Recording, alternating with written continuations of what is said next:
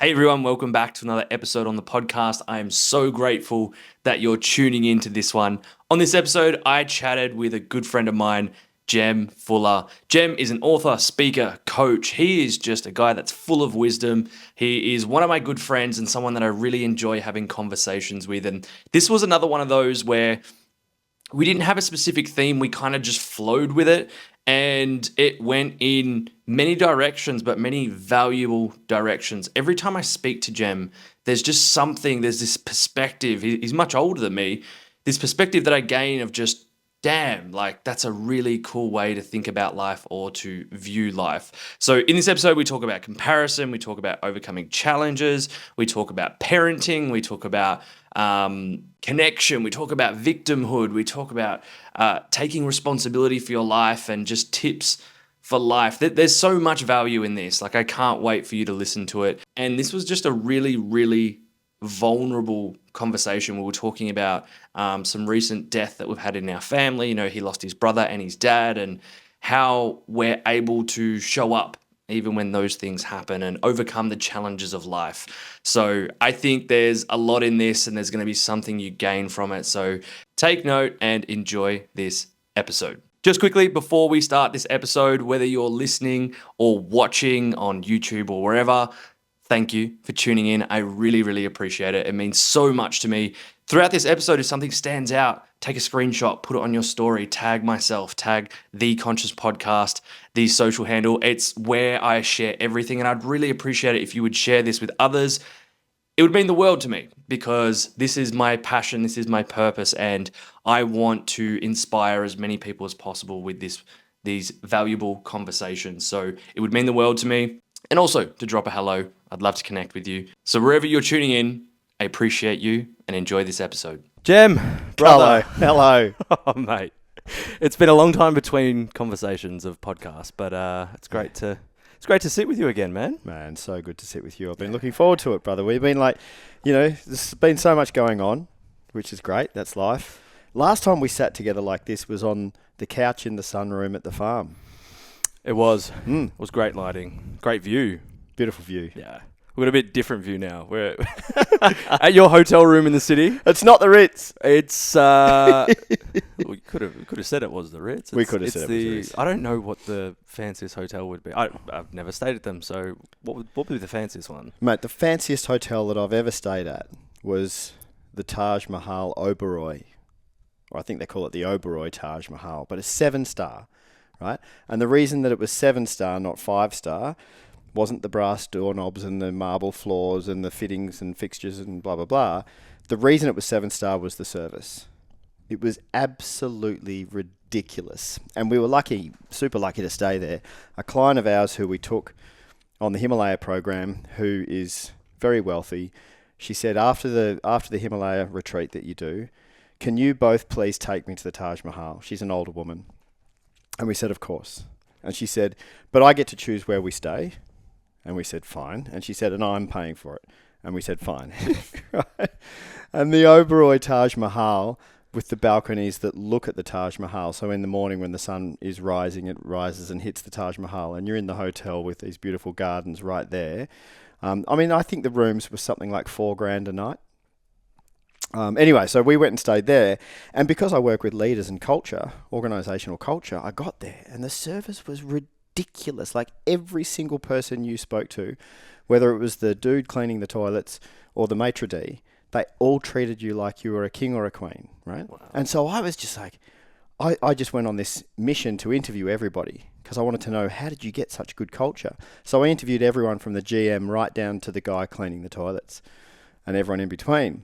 And it was their mission, their purpose was that everybody deserves to be treated like royalty.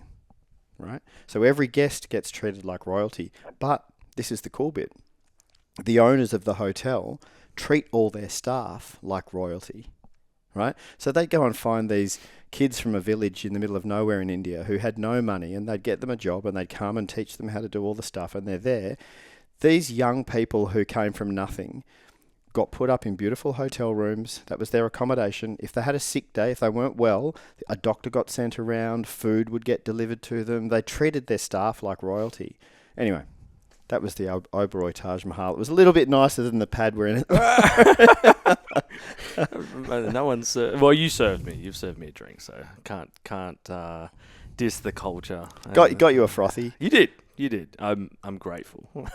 Pretty good for 7 o'clock on a Sunday morning. No, it's not. Saturday Arvo. Saturday 4 p.m. Nice.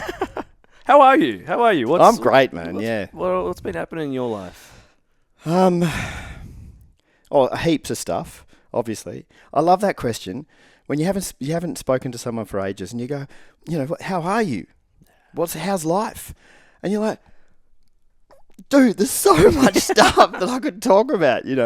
I could talk about my 18-year-old getting his license and his brand new Commodore, and then writing it off 2 weeks after getting his license. Right? I could talk about that, or I could talk about the conference that I was in from midnight till 2 a.m. 2 nights ago. I'm a bit sleep deprived at the moment, based out of London, where I met some super cool people that really are doing stuff to collaborate and joint venture and help humanity in the right direction. That's the stuff that's really juicing me at the moment. I've been consciously investing time and money and energy in connecting with awesome people around the world who are positive perspective, so they think we've still got a chance to save humanity. Not save humanity, that sounds a bit wanky, but to do something to try and help humanity, right? So they haven't given up. And they value the same values that I do. So they value connection, they value conscious communication, they value collaboration, right? And they value coming together and figuring out how can we support each other and how can we work together to try and tip the balance of humanity in the right direction, because there's a whole bunch of stuff trying to tip it the other way. So that's been fun, man. I've been meeting some super cool people, and I get really vibed by that. So yeah, life's pretty good. Awesome. What are you most passionate about right now? Well, that, as you can probably tell, but also look on a day-to-day basis. The practices that I started to implement a long time ago now have become habitual. So daily meditation and contemplation, my morning affirmations, my 30 seconds of full blast cold water at the end of each shower in the morning, get the dopamine up and do the affirmation. That stuff is all now just habitual for me. And I'm starting to enjoy the benefits of, those healthy habits. So my relationships are beautiful, and I invest time in my relationships. Like every Monday, I share this with some of my clients. Every Monday, it's called Quadrant 2 for me. So it's booked out. I don't see clients. I don't facilitate. I'm not face to face with anyone on a Monday. It's called Quadrant 2, and Quadrant 2. I don't know if have you read the 7 Habits of Highly Effective People? Not to know this. No. Okay. Yeah. So Stephen Covey wrote this book, 7 Habits of Highly Effective People. Last habit is called sharpen the saw, right? And the analogy is that if you're a woodcutter and you're just sawing wood all day long to try and be super productive, the saw gets blunt, your effectiveness decreases, right? So to be an effective woodcutter, you need to take time to sharpen the saw. And you are your own saw, right? So you need to take time out to make sure that you're in shape mentally, emotionally, physically. So the quadrant model is, if you imagine like a rectangle, vertical line, horizontal line, top left is quadrant 1, top right 2, 3 and 4. So 1 and 3 are both urgent. They're the things in your life that are urgent, got to be done now. Quadrants 2 and 4, not urgent, right? Quadrants 1 and 3 across the top, important. So these are the things in your life that are important. And then the bottom 2 quadrants, not important. So quadrant 1 is urgent and important. 3, urgent, not important. Yeah. And so on. Yeah. So anyway, long story short, the key to it is that we spend most of our time in quadrants 1 and 3, but quadrant 2 are the things that are important, but they're not urgent. Like, it doesn't matter if I don't go for a run today. Like, the world's not going to end, but it's important that I exercise. It's not urgent. It's not urgent that I spend time thinking about my partner and what I could do to nourish our relationship, but it's really important, right? And because we lead these busy lives, if you don't schedule time for quadrant 2, which is important things that are not urgent, if you don't schedule time for it, it doesn't just accidentally happen. But the more time you spend in quadrant 2, so focusing on the things that are important but not necessarily urgent, the less things show up in quadrant 1. Your relationship doesn't end up shit. Quadrant 2 is long-term strategic planning and manifesting and visualizing and goal setting and action planning, right? If you don't spend time doing that, you're always here in 1 and 3, and you kind of turn around 5 years down the track going, where have I got? What the hell have I been doing? Right. So Monday is a quadrant 2 day for me. And in there, I've got time blocked out relationships, right? Because the quality of our life is directly correlated to the quality of our relationships. So I've got time blocked out. And nothing can get booked over it. Every Monday, I go, right, my key relationships, what can I do to nurture them? So my relationships are good. I don't know, I can't even remember where we started with that, but yeah. What you were most passionate about? But I think that led into a really good point of, how I think that structure creates freedom because, when you do, like you said, when you have that focus on a certain area, you can get stuck in level 1 and quadrant 1 and 3. Yeah. And you just get stuck in, and they're not bad things. Like we work, we have businesses, whatever it may be, and you just get busy doing, and it does good things. It does the things that need to be done to pay the bills and bring the income in and whatever it may be. But like you said, you can go months, years doing that, and it's like, oh, I just did it. I just survived pretty much, and I just did what I had to do to get by. And I think there's moments where that has happened. But the really cool thing is that you've actually put in a day where you're like, no, this is where I'm working on those quadrant 2 things. Yeah. Yeah. A lot of business people would understand it when we talk about working on the business, not in the business. So as a business owner, it's important that you schedule time to work on the business, planning, strategy, building relationships, that kind of stuff, So it's kind of similar to that. But quadrant 2 is also things like meditation or contemplation or perspective practice, I call it. Taking time to actually go outside on a clear night and look up at the Milky Way and try and grok, try and get it in your whole being. Try and get that we're on a disc-shaped galaxy and we're out on the edge of the Milky Way, right, our solar system. And so as you're looking through the Milky Way, you're looking through the disc, And to get from where we are to the other side of the Milky Way, travelling at the speed of light, which is 300,000 k's a second, right? One cat and dog, you've gone 300,000 k's, right? Travelling that fast. It still takes about 120,000 years just to cross the Milky Way. Right, so I'll stand under the Milky Way and look at it and go, fucking hell, we are so small and so insignificant. And the Milky Way is not one of millions of galaxies that we know of. It's one of billions of galaxies that we know of, right? So you just sit there and try, reasonably unsuccessfully, to completely grok that and get that. And everything falls into perspective. And you go, I don't get angry in traffic jams anymore, but I used to when I was younger. But if you are someone who loses your temper in a traffic jam or someone who is stressed out over, the dynamic in a team at work or something, you do this and all of a sudden you're like, oh my God, it just doesn't matter. That shit doesn't matter. Let me go inside and hug my partner and look her in the eyes and just say, I love you completely. What matters, right? So now this is a practice, perspective practice. And it doesn't have to be looking at the Milky Way and having that universal kind of perspective. It can be small. It can be, you're working with someone in your team at work and there's some conflict or something.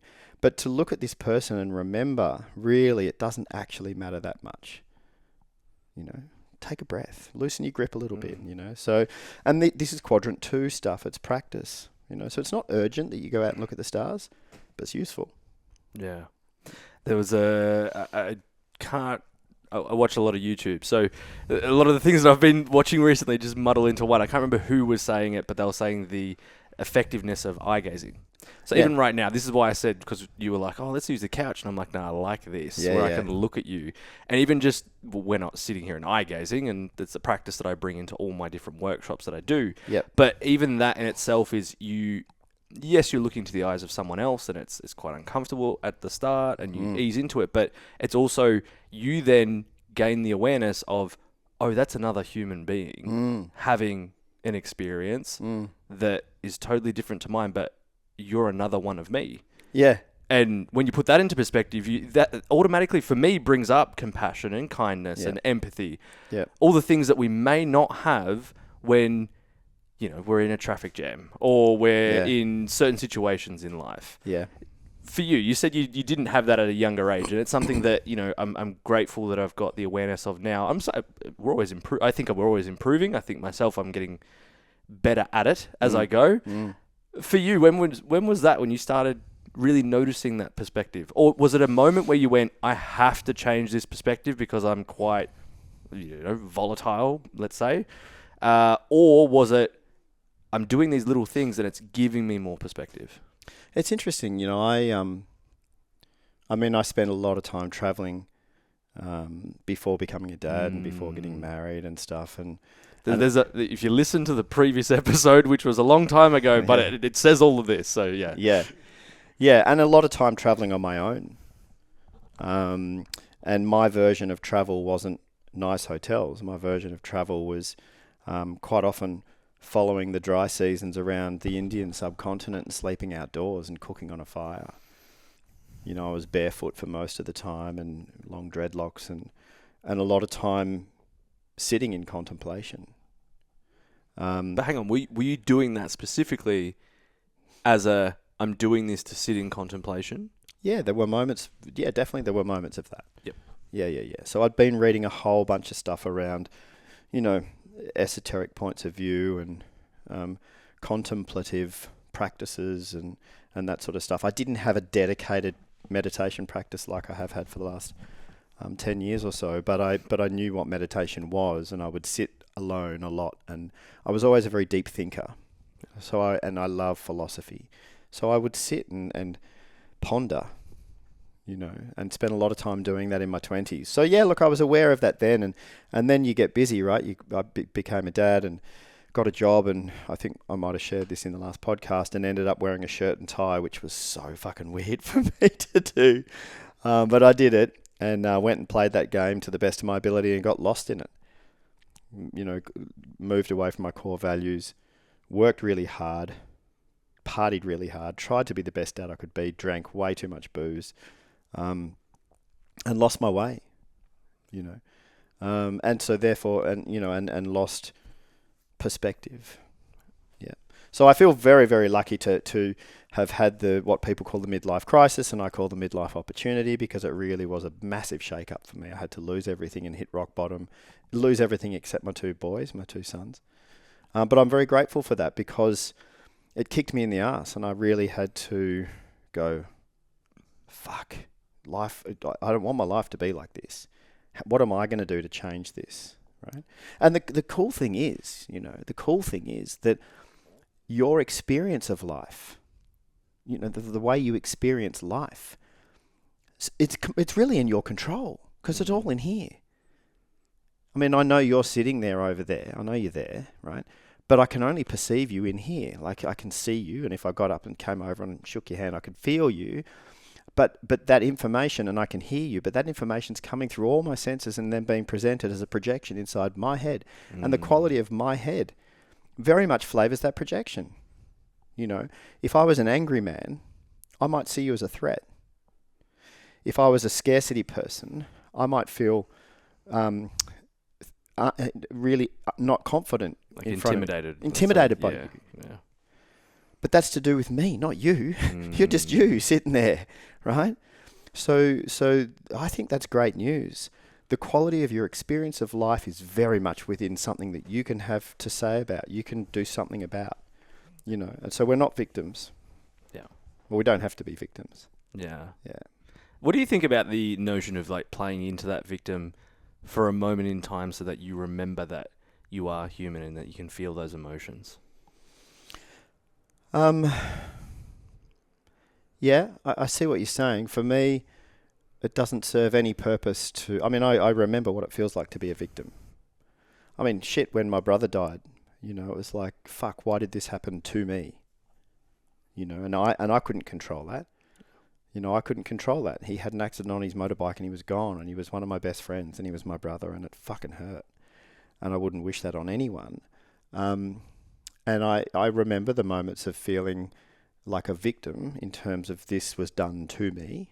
Yeah. But it doesn't serve. Well, it served at the time. It was necessary at the time. But if I catch myself going into, you're doing this to me, or the universe is doing this to me, or whatever, which I don't really go there much anymore. But if I do catch myself going there, I'm like, Jazzy, I can let go of that, mate. Yeah. That's not working for you. Yeah. I think I can relate, like, especially when, certain situations have happened in my life recently, and even my grandfather passing away and all these things. It's like, why are all these things happening to me right now? And I've only, probably the past couple of weeks, come to the realization of, like, there's my responsibility in all this and my creation in all of this. Is that, like, it's happening in my life, not happening to me, it's just happening. And I can choose, like, yeah, I can play poor me. And there was moments where I did, and I was just like, this shit, this sucks, and I'm feeling it, and I'm gonna sit in that. And then the other side is like, okay, but I can't control those things outside of me. So what I can control is, okay, I'm allowed to grieve, I'm allowed to be upset, and I'm allowed to be, even if it's a situation where you're, in a point in your life where you're, as you were saying before, like going off the path, and you're just figuring stuff out, maybe feeling all the emotions. For me, it was like, okay, if I'm going to be the victim, then I'm just going to play poor me, fuck everyone, and it's all just happening to me and it's not happening to anyone else. But it was like, so I do support work during the week with kids, NDIS kids. And that always humbles me because, I work with one guy that's, 23 years old. He's got epilepsy, had an accident and has epilepsy now, and has a device that shocks him every 5 minutes. To make sure he doesn't have seizures. And I'm like, I sit there and I hear him go to, like, because it's on his vagus nerve and it's like shocking him. And I'm like, I don't have that. Like, but, you can always, not so much in a way of, I'm not comparing, but it humbles me in the fact of, I have all my toes, all my fingers. Dude, my brain sometimes comparison is a good thing, right? Comparison, if you're on social media and going, oh, I wish I was more like that person, then that's not good. But if you're using relativity to invoke gratitude for what you do have, if you're looking around and going, oh my God, there are so many people in the world who are exposed to a hell of a lot more suffering than I am. If you're using it to make yourself feel grateful for what you've got, rock on and do that. I think that's a healthy comparison practice, to do. Hey, I want to jump back, man. Because you spoke about eye gazing before. And Talia and I also facilitate eye gazing on our retreats. And in tantric yoga, it's called transfiguration, right? And have you noticed when you are sitting with someone in silence, looking into their eyes, that when you really drop in with each other, their face slightly starts to move, transfigures a bit, right? And they look beautiful. When you're sitting in love, when I say in love, I mean in the energy of love, and you're both there, and you drop your defenses and you're just completely open to each other, and you're holding space for each other. The other person shifts in front of your eyes. They shift and become even more beautiful than they were before. Or if you didn't think they were beautiful, they start to become beautiful. Isn't that fascinating? I love that aspect, and I love just the you get lost in them. Like in their eyes, you're just like, there's a whole soul there. And most people can't get over themselves to experience that. I got in trouble once, dude. I got in trouble. A client of mine, right? So I coach leaders and I run workshops for teams in government departments and the private and not-for-profit sector. Anyway, I had this team of people once, and I ran a workshop for them, and I got them to sit and look into each other's eyes in pairs, right? Not for too long even, just for like 60 seconds, right? Did that, blah, blah, blah. People are uncomfortable. Some people laugh because they're uncomfortable. Some people just can't do it, blah, blah, blah. Then the next time they got me back in to run another workshop for them. The person I was dealing with came to me and said, there's been some requests. Can you please not do the eye thing? It's too uncomfortable and people feel threatened by it. Wow. And I said, sure, I won't do the eye thing. But I thought, isn't that amazing? This is a group of people that work together every day as a team, and you'd think they're on the same mission to achieve the same outcome, right? And they're working together every day, but they can't look each other in the eyes. Wow. And they don't want to because it's dangerous. Fuck, you're not actually hurting each other. You're just sitting and looking each other in the eyes. And anyway, look, I know it's confronting. I get it. I understand it's confronting for people, but for those of us who have, for whatever reason, been able to get over yourself and just sit and explore that practice, it's a beautiful spiritual practice, right? Yeah, it's stunning. I think there's the side where I'm like, I understand from, when I did it from a really young age. Like it was probably like a 17 or 18 when I went to my first like personal development seminar. Right. And it was like 12 minutes. There was no choice. It was just like, find someone you don't know. And I remember I had this older lady and it was just like, okay, look into their eyes. And I did all the normal things of like, and the lady's like, don't talk, stop, just be present with them, give them the time and space. And she started breaking down. And I was like, big heart. I'm like, I just want to hug you. And it's like, don't touch them. Just stay. And it was profound because it was like, I've never, my parents, my siblings, my friends, when do you do something like that? And even now, like it's not something I do with my friends and my family, right? But when I do it, and I grab my dog all the time and I look into her eyes, it's a bit different, but it's been present. I did it with my sons. Really? I started doing it with my sons when they were little. Wow. I didn't make it into anything. You just do it, yeah. I just said, hey, let's just sit in silence and look into each other's eyes. And I said, it's not a staring contest. You can blink if you want to blink, but let's just look into each other's eyes. Yeah. And I would do it with them. And I had spiritual moments with my sons as they were growing up. Wow. And when I first met Talia, I was into it already. And I remember the first time that I said, hey, let's just sit in silence and look into each other's eyes. And she was doing the normal kind of, oh my God, no, that's a bit much, a bit intense, a bit full on. And we were sitting on these rocks down by the ocean, and the ocean was, the waves around us and everything was beautiful. And we did it, and it was stunning. And she was hooked from then on. We do it as part of our relationship. We do it without even planning it. Like we'll just catch each other. We'll be in the kitchen preparing dinner together, and then we'll stop and just see each other and just straight away go, zoom. And drop into this beautiful transfiguration where you become one, and then we'll like smile and then keep, preparing dinner. I don't think, even in my previous relationships, even though I knew this practice and I was teaching it at like wellness events that I was doing, I think that intimidated me to do it with a partner, I was always facilitating. So I was never the one sitting there. So it was always like, yeah, just sink into it. But it was like, because I'm running this, I don't have to do it. Yeah, right. But when it has happened, I facilitated a workshop for a group in Dalesford a couple of weeks ago, and I sat in as well. And a similar thing. They were like, they didn't, because Steve, my business partner, was like, I haven't told them anything. I just said, it's about discomfort. Then we have the ice bath and enjoy. It's a breath work and enjoy. So when I was like, okay, I'm not going to say what I'm doing, because then that's automatically going to put guards up for people. Yeah. I eased people into it where it was like a conversation first. They started to share some vulnerable things, something that was really hard in their life or whatever. And then I got them to do it. But they were the funniest group because I didn't do it as long as normal. I normally do a full song, which is about 4 minutes. Probably got to a minute and a half. They were just laughing. And I'm like, this is nice because I get it. I can't sit there and be like, don't laugh. It's like, I get that. Like, if you're in that uncomfortable, like... Yeah. But some of them were like, I got them to share afterwards, and they're like, I've never looked at someone like that. Yeah. Oh, sorry.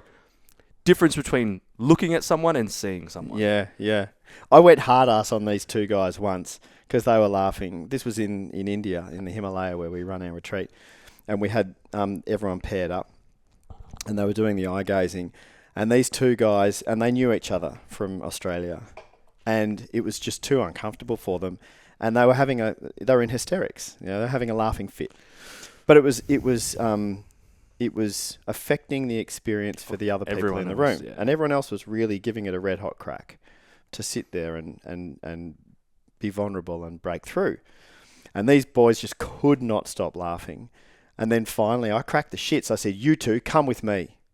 Like I got all stern. I'm like facilitating this retreat, right? You two come with me. I took them outside. I said, sit there, break through. You can do it. I know you can do it. I know it's uncomfortable. And I really wanted them to, get over themselves and get over their discomfort. I really wanted them to drop in. And it was stunning, man. They finally got there. I sat there right next to them. They were facing each other, and I tough coach hat on, and I made them do it. And then they finally stopped laughing, and they looked into each other's eyes, and they actually melted. And then they both started crying. You know, and these tears just started streaming down their face, and that was special. It was really beautiful. But yeah, I'm laughing at myself. The next day they're going, "Fuck, dude, you scared us, man. You were like full." Get outside. But that's when I think people do need that little bit of tough love of like, there's a method to the process. Yeah. And like you said, especially in a group setting as well, like if you're disrupting everyone else, then that's ruining everyone's experience. And if you're not doing it properly, then you're not going to get the most out of it. Yeah. And you've seen that you want them to get to that point. And when people do, there is that magic that people feel. Yeah. Yeah. Hey, man, I had this experience the other day. I can't believe I'm going to share it. Oh, yeah, fuck, I don't give a shit. Share it. A mate of mine said to me, a mate of mine down the coast, shout out to Juddy, actually. I'm going to introduce you to Juddy. Awesome. New friend of mine in the last year. Juddy runs a not-for-profit men's mental health group down the coast. Cool. What's it called? It's called DIG, D-I-I-G. I'm going to get this wrong. Developing Imperfectly in Groups, something. It's a men's group. They come together every month. They have a keynote speaker. They got me to come and speak for them. That's how I met him. Juddy shares this story, so I'm allowed to share this story, but in 2019, he and his wife lost their eldest daughter, who was 9, to leukemia, and you can imagine. And then through his healing, as he started to be able to see people again, he just invited a couple of mates around to his house for a barbecue. They came around. It started to become a thing. It became a thing. It became this support group. Anyway, he's a beautiful human. And the other day, we caught up for a coffee, and he said to me, there's this new breath worker in town, right? You got to go and see this guy. Stunning. Like he said, it was out of body. It was crazy. My daughter came to me. I spoke to my daughter. It was just like ridiculous. You've got to do it. And can you support this guy? Because he's just started his business down the coast. I'm like, yeah, sure, I'll go, man. So I went. No expectations, and he said, oh, it's psychedelic and it's kind of DMT-ish and blah, blah, blah. And I've zero fear, I've explored a lot in my younger years, lots of psychedelics and DMT and mushies and all that kind of stuff. And I get how to surrender and etc. Anyway, I turned up to do this breathwork session. Holy guacamole, mate. Fucking hell, it was insane. It was actually really, really proper. And there were moments of DMT-like state of consciousness. There were moments that were completely blissful, like one with the universe blissful. And then there were moments that were like the darkest, deepest crevices of my shadow self. And then this South American Indian shaman kind of took over my whole body. And I was lying on my back on the ground, and he was holding space and guiding me through the breath work. And then my body's writhing, like getting picked up and writhing, and then all of this spiritual energy work and guttural sounds coming out of me, and then tongues, dude. I was speaking in tongues. I had no idea what was going on. My consciousness was kind of aware of all of this, but I had completely let go. I wasn't trying to control anything. No. Dude, it was ridiculous. It was insane. And then, I mean, if you had been in there watching me, you would have thought I was possessed for sure. And I moved through that, and then I came back into this state of bliss, and then it came to this point where it felt like I was on the cleanest MDMA ever. My whole body was just blissed out. And then the learnings came to me through it, super crystal clear, like, that's what I was supposed to know from this, So that came to me super clear. Anyway, this was just the other day. I was like, came out of it and went, wow. I mean, I felt euphoric afterwards. So it's not just hyperventilation. There's something definitely more going on with that breathwork stuff. Yeah, it was cool. Sounds powerful. It was really powerful, man. It's interesting because I haven't sat in for a long time. I think with everything that's been going on the past 18 months, I've been like a bit resistant to sit in any of those, and I've always been, again, facilitating, so I've always been the one holding space and guiding people through the breath and ice and whatever it may be. But I've done spinal energetics, but the breath work side of things, I'm like, I know there's a lot that's going to come up. There will be, but when you feel called to it, come and see this guy Matt down in Torquay. His energy is beautiful. Awesome. He just holds the space so safely and so carefully, and compassionately, but in a strong way as well. You feel safe. Yeah. So if you feel to it, I'll give you his details. I love this stuff, and it's also because I feel. I also think that like I do love doing these things, and I love being able to.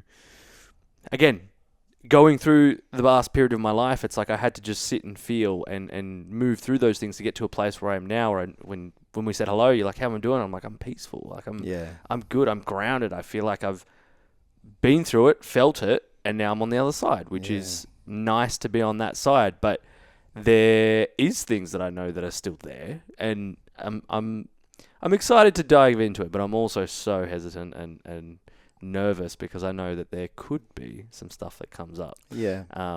There probably will be, and there might not be, but if there is stuff that comes up, good. You're not going to die. You're just going to feel.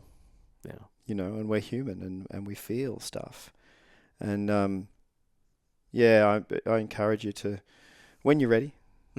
Go and check it out. Yeah. See, I mean, look, life is this crazy thing, and it could be gone. Like, it seriously could be gone. We could be done tomorrow. Right? We don't know when we're going to die. We 100% know we are going to die, but we don't know when. So bring it on. Let's feel everything and have a really red hot crack at this thing we call life. Yeah. Would you say that, like, when your brother passed, it opened your eyes to that more? Yeah, completely. I think, because I only say that only in the way of, like, when my grandfather passed away, it was like, yeah, shit. Oh, completely. It could, because it was not as sudden as your brother, but it was, on my birthday, he went into hospital, and then it was like, I came back here, and then when I went and seen him, it was literally like there was no communication. Like, his soul was there, his soul was there, but consciously wasn't there. So it was so just like, for me, in that was so sudden, and it was just like, oh man, like, there's things I could have said. I think back and I go, I could have, but it's like, no, I did what I could in the moments I could, and I don't regret that. But for you, was it a wake up for you? Was there anything different that changed for you? Yeah, look, you can say this while I shut this curtain because I'm blinding over here. Yeah. I mean, I wasn't a stranger to death when my brother died. Do you want me to shut that one? That's all right. I'll grab it. Look, I wasn't a stranger to death when my brother died. My dad had died 4 months earlier, and my best mate died when I was 17, turning 18. I was sitting bedside with him in hospital. He also died on a motorbike. So my best mate when I was 17, and then my brother when he was 30, both on motorbikes. There's a reason I don't ride motorbikes anymore. So it wasn't a stranger to death. However, it had never been this shocking and this close. My dad's passing, I mean, he was only 65, but it's the generation above, so it kind of psychologically makes more sense, because it's like, it's my dad, so he was going to die at some point. And it was sad and beautiful, and we were all bedside, and we were singing to him, and Dad had been, so we did palliative care at home, he was dying of a brain tumour. He died of a brain tumour. And we did palliative care at home, and the last 3 days he was slipping into unconsciousness. So his eyes had been closed, and one of us was bedside with him for the last 3 days, and we just kept tagging. And then, so his eyes had been closed for 3 days, and then just as he took his last breath, there was Mum, me, my sister, my brother, my other brother around. And just as he took his last breath, he breathed in, opened his eyes, he looked straight in Mum's eyes, and then expired, died, passed. And it's I don't know if you there's been a few times when I've sat next to someone when they take their last breath. It's quite stunning. Energetically, something happens, like the soul energy, the spirit, the soul passes from this to that, whatever that is. I don't know what that is, but it's I don't know. It was quite stunning. So that was beautiful. Sad, but beautiful. And how's this, man? So my dad died, and then within 60 seconds, the rest of our family came in. So my 2 sons came in, and they were like 4 and 2 years old. My nephews came in, our partners came in, and my 2-year-old was sitting, was he 2 or 3? I think he was 3. He loved Michael Jackson, right? And he was sitting on the head of the bed with my dad's body there. So dad's just died a couple of minutes ago. Mm. And we're all standing around crying, but just standing there in silence. And then my 3-year-old son has his hand on my dad's shoulder, and he starts like this. Billie Jean's not my love. Started singing Billie Jean. And the whole room just burst into laughter. Like some of us dropped to the floor laughing and crying, and it was just this 3-year-old that, lightened up the whole thing, not even aware of what he was doing. Anyway, so that was my dad, and then 4 months later, my brother died on his motorbike, so it was head-on, instant, outside the Grampians. And back to your question, that was still to this day the most horrible thing that I've ever been through, and my family as well. So Mum lost her life partner and then the youngest of her 4 kids within a few months. It's still something for me. And yes, completely, that shook the fuck out of me, and it shook me into, I am going to do anything I can do to not waste any time here. I'm human, so sometimes I'll get shitty with my kids and lose my temper very occasionally, but I'll lose my temper, and that's not great. But I'm rectifying that shit really quickly. Like within 10 to 15 minutes max, I'm coming up to them and apologizing, bringing myself back to a calm place of compassion and love, and saying, I love you and I'm sorry for losing my temper. And I cannot leave the house on bad terms with anyone in my family. If we've had I'm 100% looking them in the eyes before I leave and saying, I love you completely. Because heaven forbid I was to lose someone else again like I lost my brother. And the last moment we had together was So that ain't happening for me, And look, I'm human. I have days where I feel a bit flat, and I have days when I'm vibing. And that's fine. That's okay. I'm not expecting myself to always be woo, like there are days that I'm like, and that's okay. But I'm not going to sit around wasting life. Fuck that. Yeah.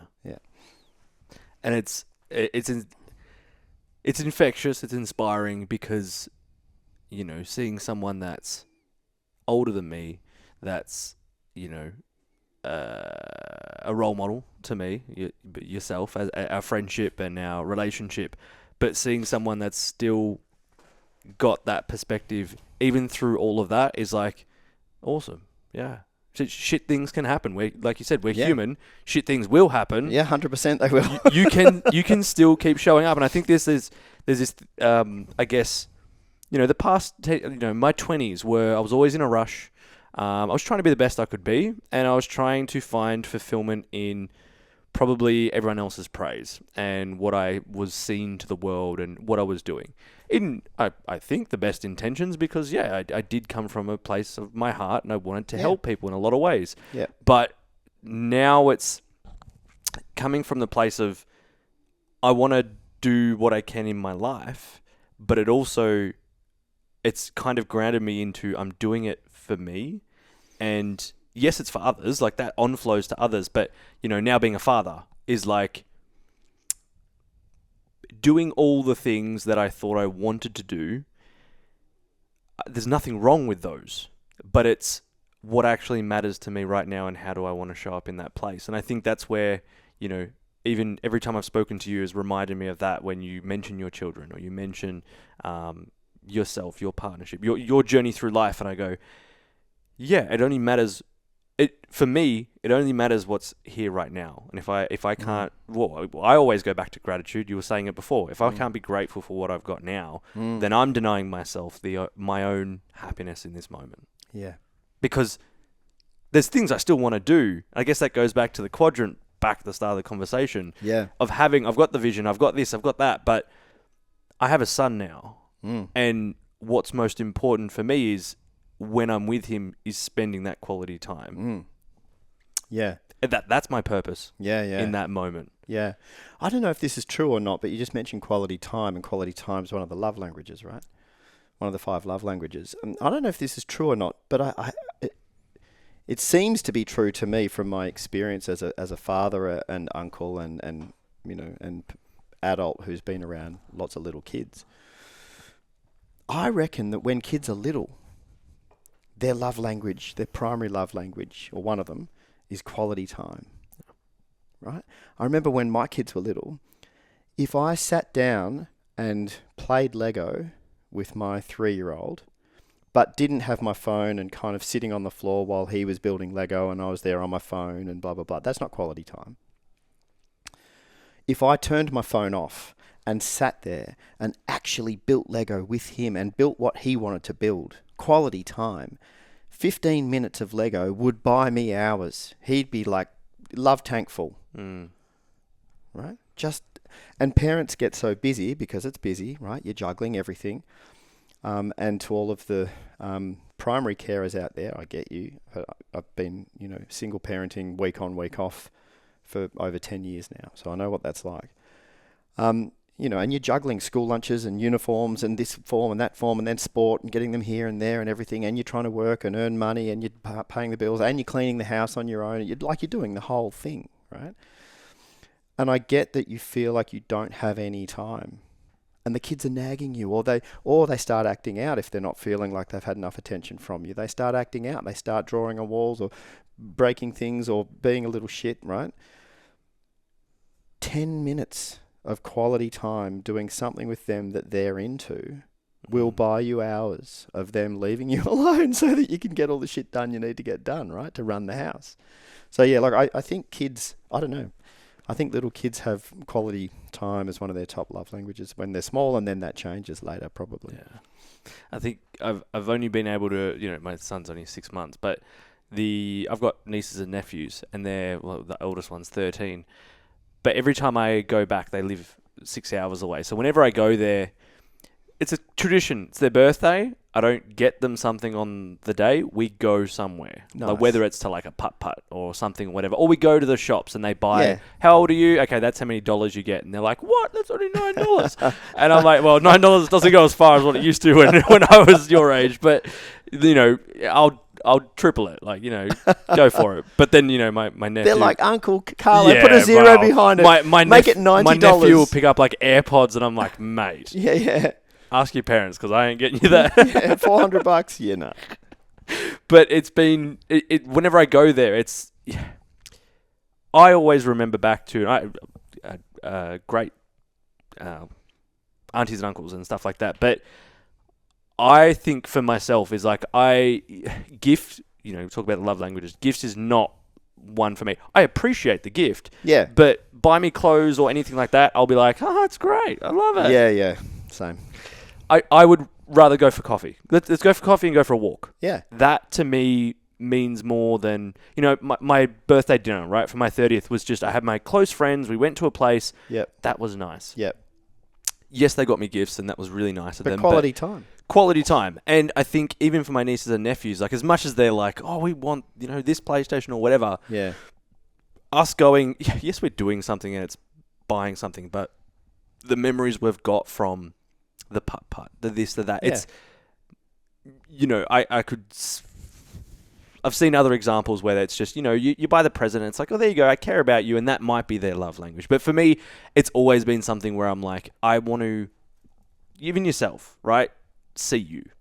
I want to catch up with you. Yeah. We could easily do this over Zoom and be like, yeah, let's just stay home in our houses and stuff. But it's like, no, that connection, quality time and like let's hang out. And we haven't been able to do that because fucking life has been and physical wild. touch. Yeah, Love a hug. I'm a hugger, man. It throws people. I can't do it at the kids' soccer because obviously, like, there's parents there and they'll be like, "What are you doing?" But we've got a secret handshake with all the kids because just those little things. And you know, I think I wasn't aware of those things as much earlier or when I didn't have a child because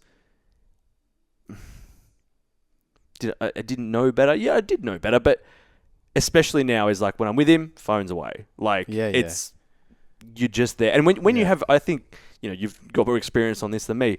When you have your own, you're just like in awe at like, this is a human. Isn't it? Like you can't tell someone what the experience of parenting, being a parent is like until they've experienced it. You just can't. You know, I gave up trying ages ago. That's why I'm so happy for you, man. I'm so stoked for you.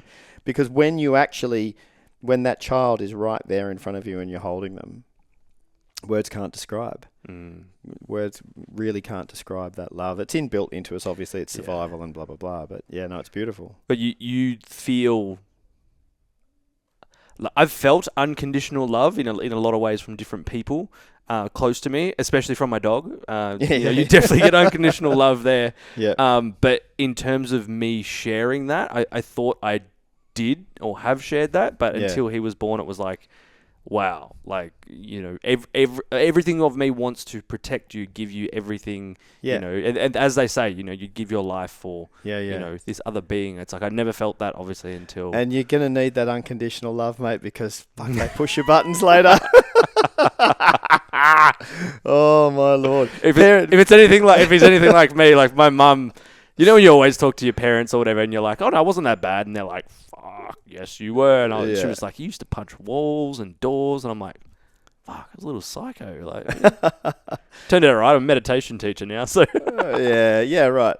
Yeah. No, it's certainly been the most testing relationship out of all of them, the parenting one. It's because you care so much. You care so much, and also you're identified in them. You see them as your child, and you see yourself in them. And so when they behave in ways that are out of alignment with your core values, fuck, you take it personally. Yeah. You take it completely personally. It's been the biggest opportunity for me to work with my ego, being a dad. That's the hardest one to breathe and let go of this. This ego, this need to defend and justify and judge and look good and all the ego stuff, right? When your kids act up, yeah, man, fuck, that's been the toughest one, but it's the biggest opportunity to practice it. You know, so if you can get better at breathing and letting go of that reactionary type part of us, which is a necessary part. I'm not saying we shouldn't have an ego. We need to have a sense of identity.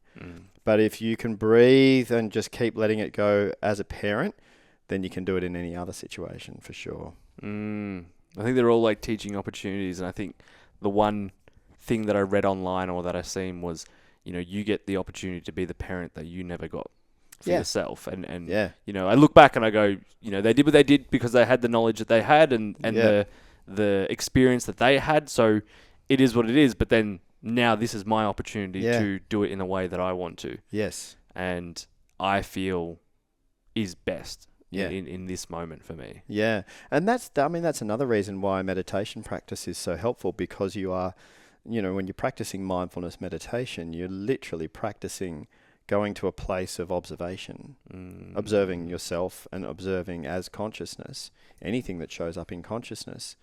And that's self-awareness. You know, you're actually developing the self-awareness muscle, so to speak. And so then as a parent, there are moments obviously where you react and you're in the moment, and then afterwards you look back and with the ever improving ability to be contemplative and to be self-aware and go, oh shit, I just did that thing that my dad used to do that I didn't want to do. But I'm aware of that, and I'm going to forgive myself and go, you know, you just were in the moment, that's fine.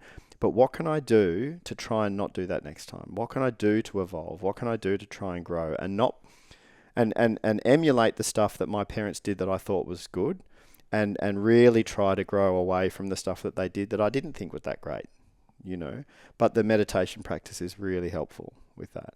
Mm. Although, do you know what, man? Like, I'll meditate in the morning, every morning, half an hour, and I'll come out and I'm all chill. I'm like, and I come out, and then this is years ago, and then the kids will come out and do something.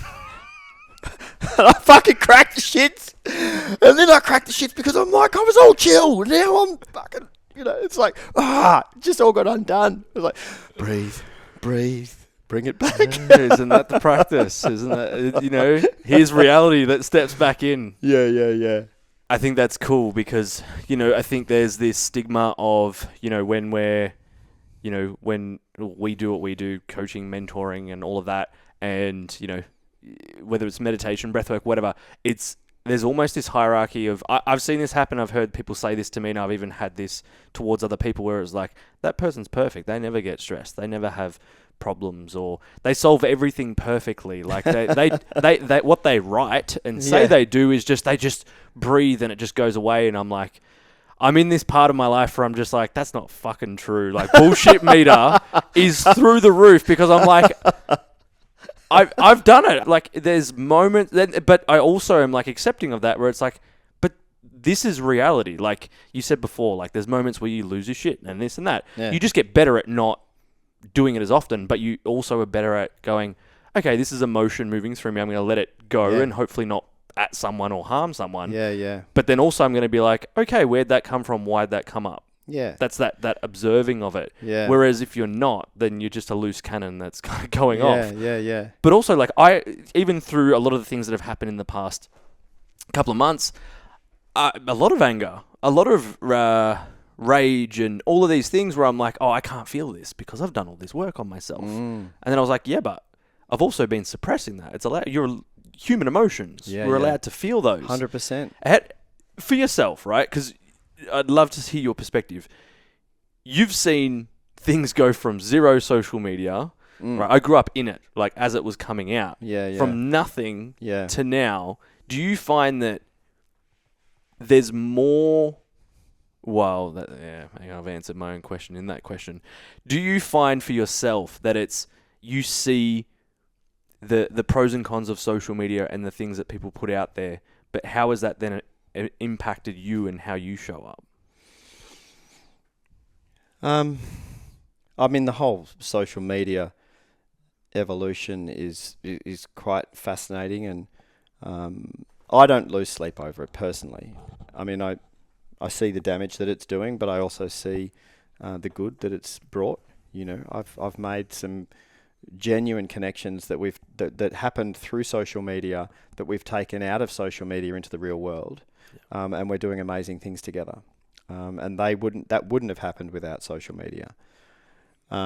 And at the same time, I see everyone walking around the city. Like I'm from the country, and I come into the city, and you look in the street, and people, like all these people walking around the streets like this, and people in the line in the supermarket waiting to check out their groceries in the supermarket, and they can't not be doing this while they're waiting. It's like, just, do you remember when we didn't have phones? And a lot of people don't. But and look, it is pretty scary, the social's dilemma. I can't remember the name of that documentary, something like that. But yeah, look, it's scary in itself in terms of what's happening to people, the depression and the anxiety levels that have gone up because of it, young people comparing themselves to everyone else, young people's sense of self-worth due to how many likes or clicks they get, all of that stuff. And everyone talks about that. And yeah, that's all terrible. There's good and bad to both of it, but it is what it is. It ain't going away. It's like AI. Yes, I think we need to start putting some protective measures in place, 100%. But you can't just stop people from developing stuff. It ain't going to happen. So really, it's about how do we use it, and and how do we also create balance. I mean, I use social media. I have to for what I do. I don't have to, but I do use social media. But I also meditate every day, and I also pause often, and I also spend a lot of time in nature, and I also spend time in the ocean. Do you know what I mean? Connecting with people as well. Like connecting with people in real life. Massive, massive connection with people in real life. But, look, I look at even just before COVID, right? Most of my work was in the actual same room with people, which meant that most of my clients were local. And then COVID happened, and everyone had to become okay with Zoom or Teams or whatever platform you use. And my book, when I first wrote my book, I didn't have to. I went on a big, massive podcast guest tour, right?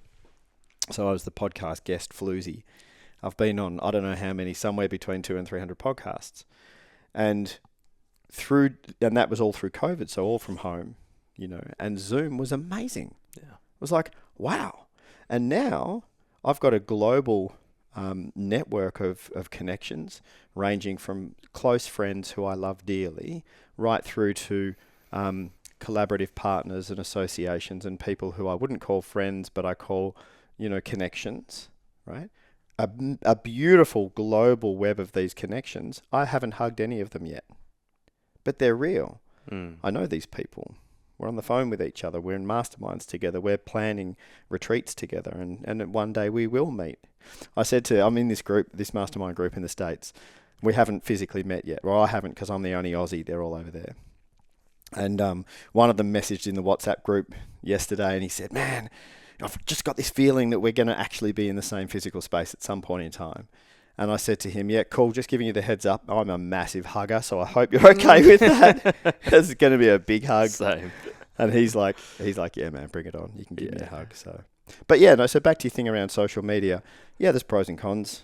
Well, social media, I guess the pressure of it, and especially being a parent and seeing how other people parent and, all of that, I think it's different to when you were a parent or became a parent. Yeah, it is. And look, with my boys, one of them, the younger one, I'm lucky with him, quite strong ADHD, has to be active. And he went through a gaming period for sure, but he's got to be outside skating, surfing, playing football, seeing his friends. He's an extrovert. I was at his footy game this morning. He's in the under 18s now. Time flies. But so he wasn't really in danger of kind of being too addicted or consumed to screens because he's got to be outside. Yeah. So I was like, great, tick. And he loves surfing and stuff like that. And the older one, who's more introvert, we did have to put boundaries in place, and every parent has their different boundaries for screen time. And we had our boundaries. What was it? I think it was half an hour a day were the boundaries when they were growing up. And then on the weekends they could have a bit more. But I just made a real effort to get them both outside a lot. Let's go mountain bike riding, let's go surfing, and whatever it was down the coast. So that was kind of cool, and that balanced out. And so both of my boys are fine. I wasn't as strict as other parents. I know some parents who were super, super strict. I actually thought it was more important. I went to one of those cyber safety things in primary school. Mm-hmm. So they have outside people come in, and the parents come and the kids come, and they talk about cyber safety and blah, blah, blah. And something that one of the facilitators said that really landed with me, they said, get interested in where your kids are going online. Like, get interested, ask them. Find out.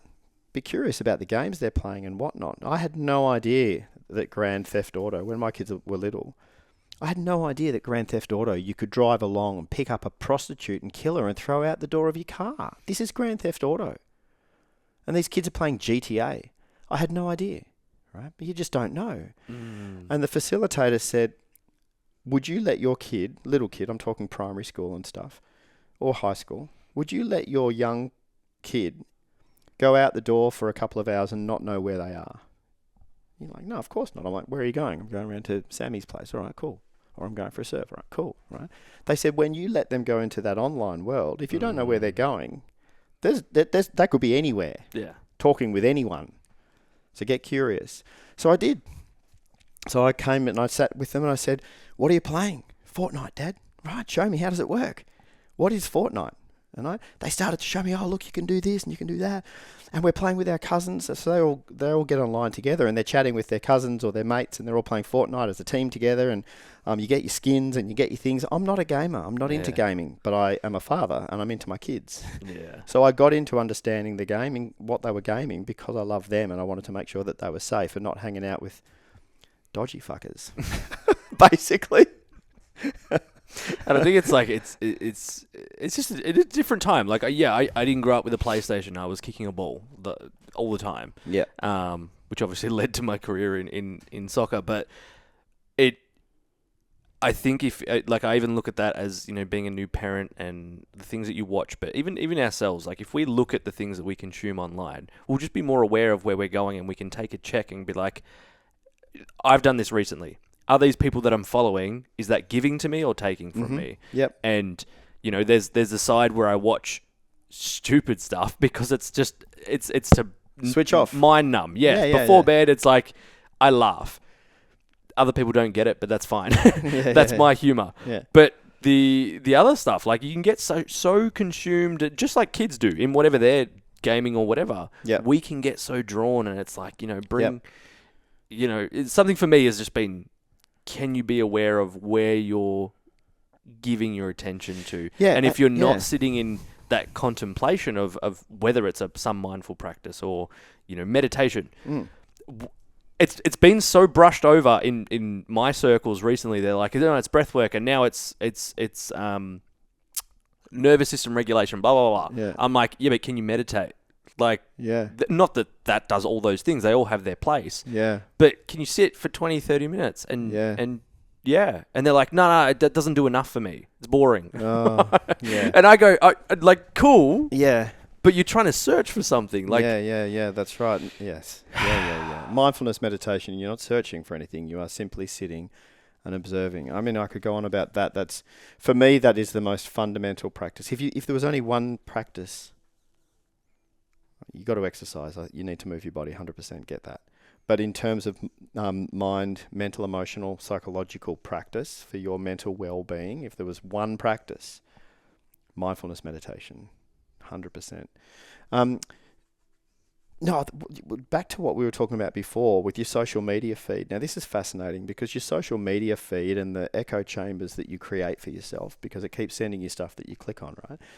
It's a digital representation of what happens in the quantum world anyway, right? What you focus on is what shows up more, because we have filtering systems and we block out certain stuff, a lot of stuff, and we distort information to match our beliefs. So what you focus on and feed your beliefs shows up more in your life, right?